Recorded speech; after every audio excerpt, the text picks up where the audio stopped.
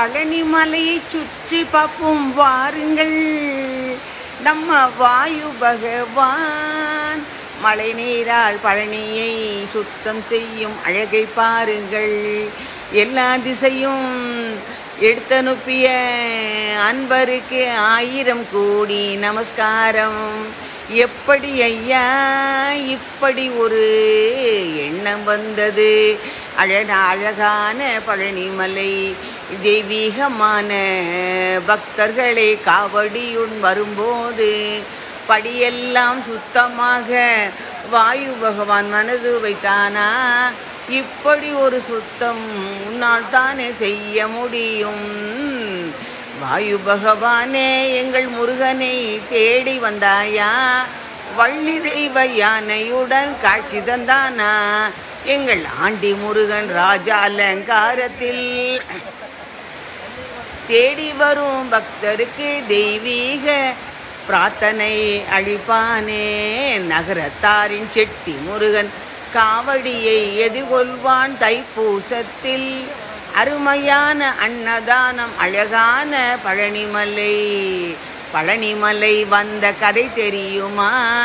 நாரதரின் பழத்துக்கு ஆசைப்பட்டு முருகன் உலகத்தை சுற்ற பிள்ளையாரும் தாய் தகப்பனை சுற்றி வந்து பழத்தை பெற முருகன் கோபித்து கொண்டு குன்றில் இருக்க அந்த குன்றுதானே பழனிமலை.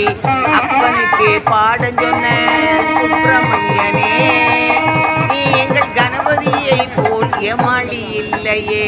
2 மனைவிகளுடன் அழகாக காட்சி தருகின்றாய்.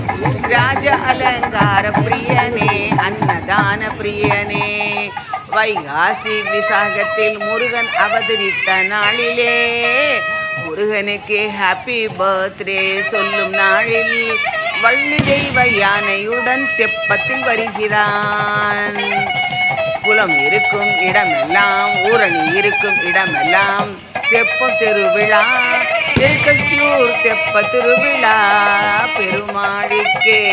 திருச்சியிலும் முருகனின் தெப்ப திருவிழா. அருமையான அழகான அலங்கார உபயதார்கள் உடன் இருக்க தெப்பம் மிதந்து வர எல்லா திசையும் நோக்கி அன்பர்களுக்கு ஆசீர்வாதம் செய்ய அடுத்த தெப்பத்தில் ஆழ்மனதில் நம் எண்ணங்கள் நிறைவேறி ஆண் பெண் பிள்ளைகள் தாமதமான மனமாலை கூடிய விரைவிலே நடந்து சந்தான பாக்கியமும் பெற்று ஒற்றுமையான வாழ்வும் தாய் தகப்பனை பேணி காத்து வேண்டியவர்க்கு வேண்டு தரும் எங்கள் செட்டி முருகனே.